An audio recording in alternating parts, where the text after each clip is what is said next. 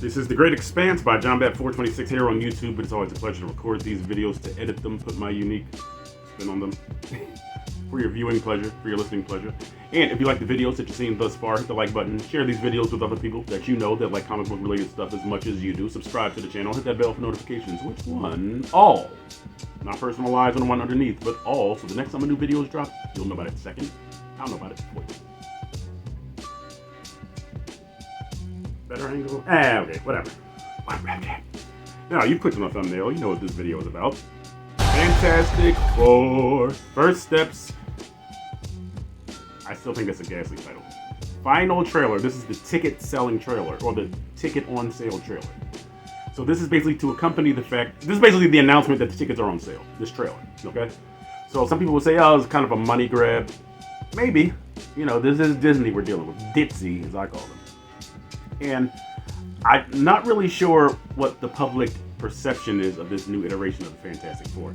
I have issues with the cast. I do. I'm just going to be dreadfully honest with you.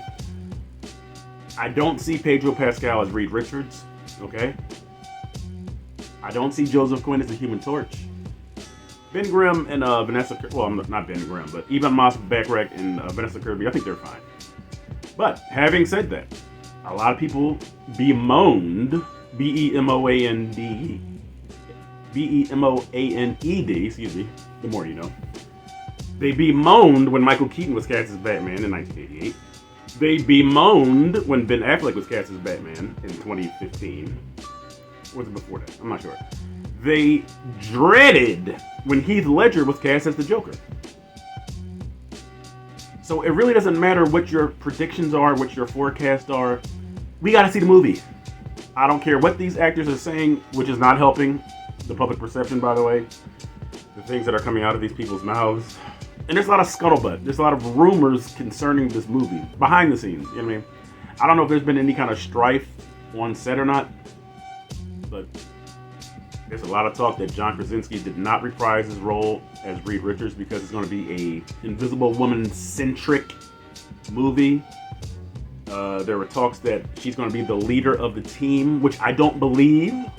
I do believe that she's the leader of the Future Foundation because Sue Storm has founded a bunch of female-led teams in the comic books.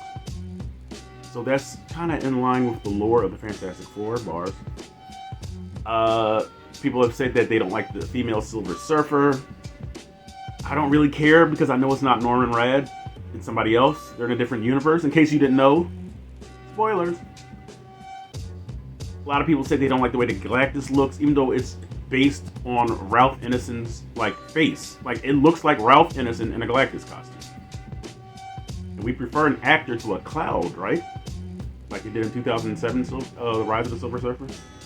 So it's a whole bunch of chit chat, you know what I mean? So I'm going into it with an open mind because I do know that Josh Friedman from Avatar: The Way of Water was brought on for his scientific edge to movies. I don't know if he's like a scientist when he's not making movies or what, but they said that he really knows how to incorporate science into movies. I haven't seen any of his movies though, except Avatar: The Way of Water. So without any further ado, we're going to get into Fantastic Four, First Steps, the final trailer. Will this trailer seal the deal for me? I mean, I'm going to see this thing regardless. You know what I'm saying? But, wait a minute. Let's get it prepared. Alright, so we're doing it in 3, 2, 1, go. This is Sue Storm. Family. It's about connecting to something bigger than yourself. That's what the Fantastic Four is based on, the family dynamic. The first family of comics. Whatever Their life greatest throws friend. at us. I like that image of Ben Grimm tugging that boat. We'll face Oh, it the baby! Franklin Richards. as a family. Okay, some of this is familiar. Oh, I love their Fantastic art. Ooh! Today, we are your defenders. Nice. The four of us will face the danger. And we will protect you. Oh, wow. Is this guy good?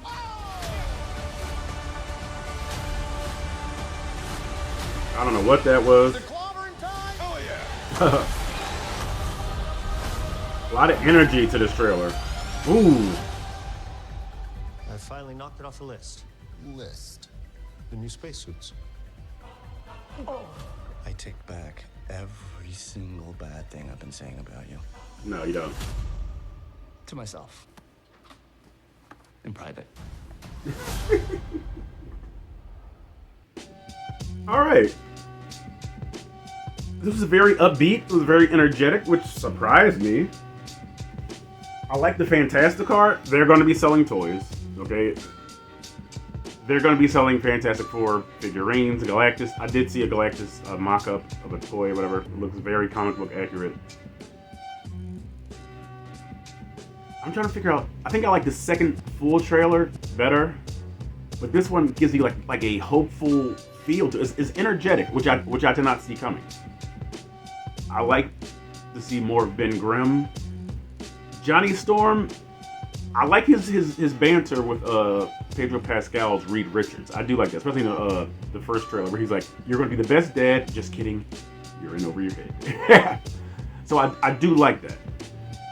Now, Joseph Quinn, the actor, has said a few things that he didn't think that the way that Chris Evans portrayed the character as a kind of, not a womanizer, but a flirtatious ladies' man wasn't really sexy these days.